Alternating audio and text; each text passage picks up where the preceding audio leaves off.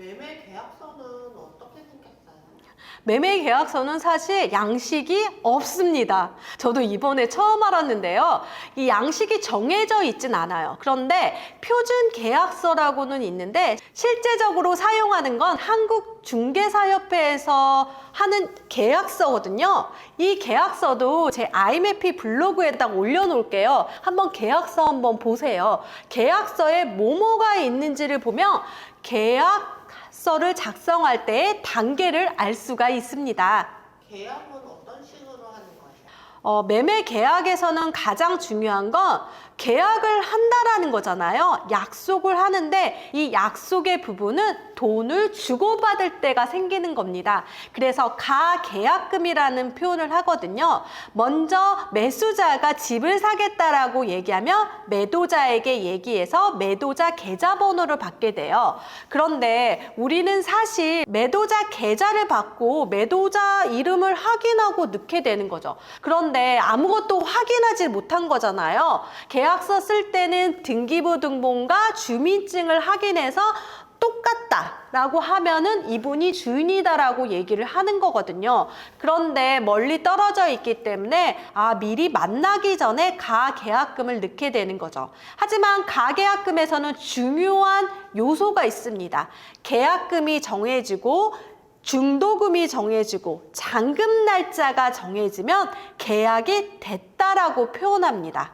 그래서 가계약금을 주고받고 계약하는 날을 정하는 게 절차입니다. 가계약도 계약인 거예요? 네, 가계약도 계약입니다. 문자로 주고받았고 그거에 대해서 확인했냐고 대답을 했다라면 계약이 된다라는 거죠. 계약서 작성할 때 중요한 게 뭘까요? 계약서 작성할 때 중요한 건 매도자가 정확하게 그 사람인지 집주인인지가 가장 중요해요.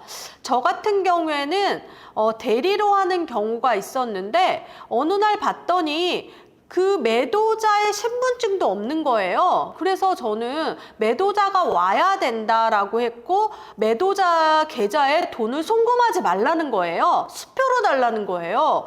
그러면 저는 절대 그럴 수 없죠. 그래서 매도자가 진짜 주인인지 확인하는 것이 가장 중요하고요. 그리고 사실 계약 당시에 등기부등본이라고 이렇게 띄어보는데 등기부등본은 그 집에 어떤 이력이 남는 거죠. 특히 대출이 있는지 없는지가 그 등기부등본에 있거든요. 대출을 꼼꼼하게 확인해 봐야 됩니다.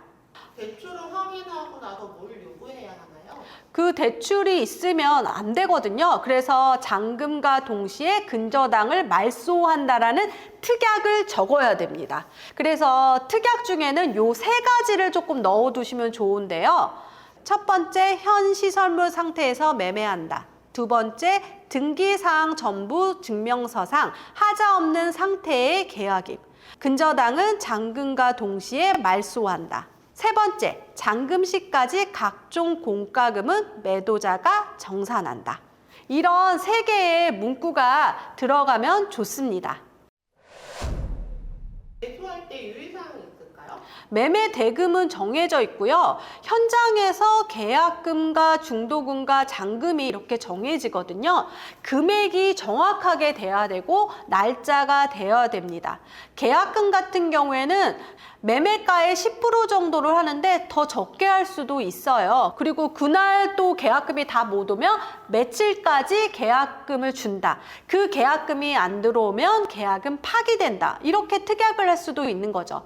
중도금 날짜가 정해지면요. 중도금 날짜 그날 딱 주는 게 아니라 계약한 날로부터 중도금 날짜 사이에 아무 때나 중도금을 넣으면 됩니다. 그리고 잔금을 옮기게 되면 서로 상의를 해야 되거든요. 중요한 부분이니까 그 부분을 체크해야 되고요. 매수자도 매도자 인적사항 아주 중요하게 봤잖아요. 근데 매도자도 매수자 인적사항을 중요하게 봐야 됩니다.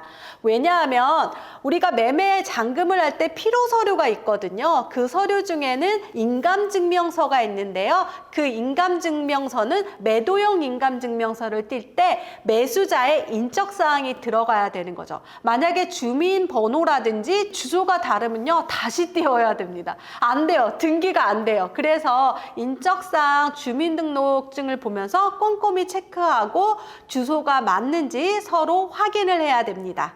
잔금하는 날 금액이 크잖아요. 그래서 이체 한도가 안 올라가서 은행에 달려간 적도 있어요. 그런데 은행에 꼭 손 없는 날 끼는 거 알죠? 은행 창구 가면 엄청 사람 많잖아요. 그래서 제가 여기서 꿀팁 알려드릴게요. 은행 어플에 가면은 네 대기표를 미리 받을 수가 있어요. 그런데 그거 하기 전에 한도를 조금 늘려놓으면 더 좋지 않을까 싶습니다. 그리고 소유권 이전 계약 시 필요한 서류 알려드릴게요.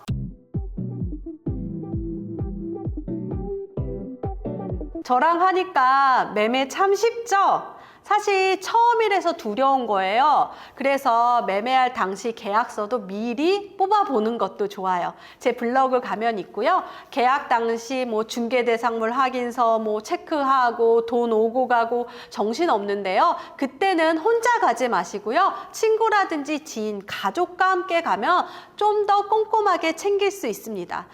여러분들이 이런 과정을 한번 시뮬레이션 해보는 것도 아주 좋은 경험일 것 같습니다. 이 영상이 도움되셨다면 구독, 좋아요, 알림 설정 해주시고요. 돈 되는 정보 받고 싶다고요? 고정 댓글 참고하세요. 감사합니다.